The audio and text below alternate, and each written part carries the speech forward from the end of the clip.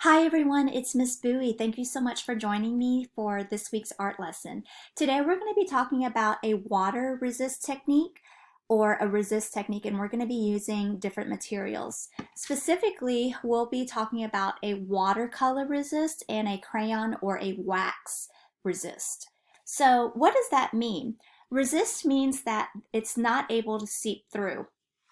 So today we're going to be using a washi tape or a painter's tape. I don't have painter's tape at home. All I have is washi tape. My painter's tape is all in the classroom. So we're going to be using washi tape here. If you have painter's tape at home or if you have washi tape, that will work. If you don't have any of those on to use on paper, I'll give you different alternatives that you can use outside. So I made a diamond with my washi tape. If you want, you can do your name, you can do an abstract design. So I'm going to go ahead and show you first what I did with my abstract design, and we'll talk about what's happening with the tape and exactly what this resist technique is.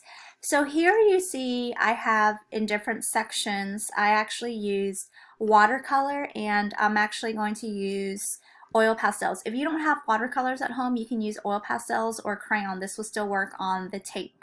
So I'm going to color this in. And if you see here, even if I color on the tape, the beauty of it is the tape is doing because of the resist, it's not letting the oil pastel go through. So it's going to create kind of a barrier or an outline for me. And I'm going to use my watercolors. And if you don't have watercolors, you can use regular paint. So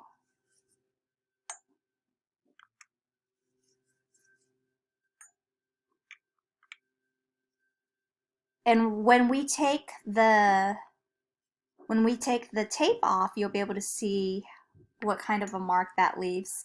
And again, you can do your name, you can do something related to Easter. I think that would be a lot of fun. So, and I'm just going to finish this one section. I'm not going to do the whole thing because I actually have a great example. If you do not have washi tape or painter's tape at home, you can do this outside, and you'll still be using a resist technique, but you'll be using different materials. If you have duct tape or clear packing tape, you can do it outside on your driveway, or you can do it on a fence. And the person who gave me, actually two people gave me this idea.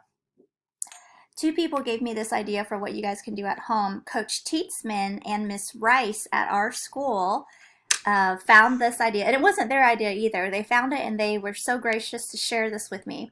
So after you do that, and I would finish this up, but just for time's sake, what I'm going to do is I'm going to start taking some of this tape off so that you guys can see what happens. And really what you should do is you should wait for it to dry before you start taking off the tape. So because I have the tape on here, once I take the tape off, these little sections, it leaves a little space for these little sections. And with the washi tape is not the best for it, but it will still work. If you have painter's tape is the best. And you'll see how, because the washi tape is still kind of taking off the paper a little bit. So you'll see how each of these sections is still here because of the tape. Now I have a much better example. So I'm going to show you a much better example that that Miss Rice gave using her daughter, Harper. So remember how I said, so again, Coach Teetsman gave me this wonderful suggestion. She found it online and she was gracious enough to share it with me. And I thought, oh my gosh, this is such a great idea. I don't have a wood fence where I live, so I wasn't able to do this. And if you don't have a wood fence, what you can do is you can do this on the sidewalk as well. You can use tape painter's tape or duct tape or packing tape, and you can do this either on your sidewalk or you can do this on your fence. Again, ask your parents first before you do any of this, please. Ask them for permission, ask them for what they think. Now Harper and her mama, what they did was they did this on their fence and they used really thick painter's tape, and you can see how at first it's covered, and when you color, and here they're going to use, don't use crayons, don't use oil pastels, they're using specifically sidewalk chalk that will wash away. So use sidewalk chalk if you're doing this outside. If you're doing this on paper, you can use other mediums, but if you are outside, please make sure that you're using sidewalk chalk. So she did that here, and after they took off the tape, they ended up with this masterpiece, which is beautiful. And I'm so glad that they were able to do it, because again, I don't have a wooden fence where I live. And so now we're gonna go ahead and go back to me. And if you don't have the washi tape, what you can do is you can do this on an egg. So hopefully everybody has crayons at home, and you can do this with an egg. So what I'm going to do is I'm going to go ahead and take my crayons, and you can use white, you can use black, depending on what comes out on your egg. So, and another thing is I only have brown eggs at home. Typically when you're doing, if you're dyeing Easter eggs, it's probably best to dye white eggs. My husband happens to like brown eggs, so we buy brown eggs, and I just looked it up. And so the difference, just out of curiosity, the difference between a brown egg and a white egg is that the white eggs are laid by white chickens with white earlobes, and the brown eggs are laid by red feathered chickens with red earlobes. So the difference is actually not in the egg, it's actually in the chicken. So there isn't a nutritional factor or anything to the brown eggs, but again, my husband likes brown eggs, so we're going to work with brown eggs. You work with whatever you have at home. So on this egg, you can turn it into whatever you like. If you have it with the small end down here, you can actually make it into an ice cream cone, and you can write your name, you can do different designs.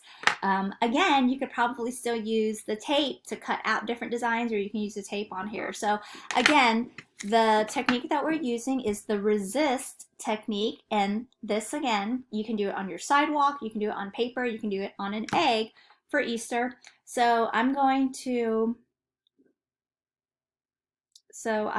do eyes with eyelashes. And another thing that you should do is make sure that your parents hard boil the eggs first. Or cook the eggs first before you work on it. This way, if you drop it, we don't have a big mess.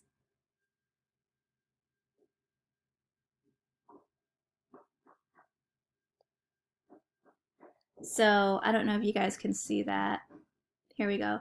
So I just did mine with eyes and eyelashes and a mouth, and you can do hair, but so after that you would drop it into some food coloring, or if you went out to get an egg kit, that's fine.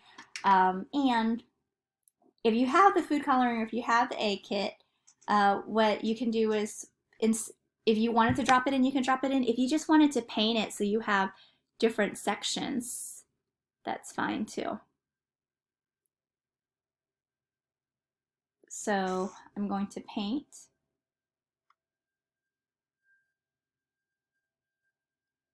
So again, you can paint your egg. I think that's the fun part. So I hope all of you guys have a great and happy Easter if you celebrate Easter. My family does, and unfortunately we won't be able to do the things that we normally do.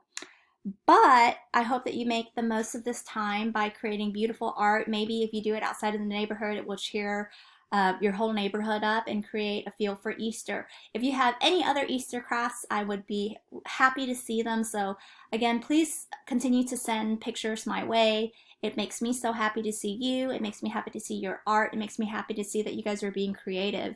So stay healthy, make sure that you're listening to your parents, and continuing to be creative.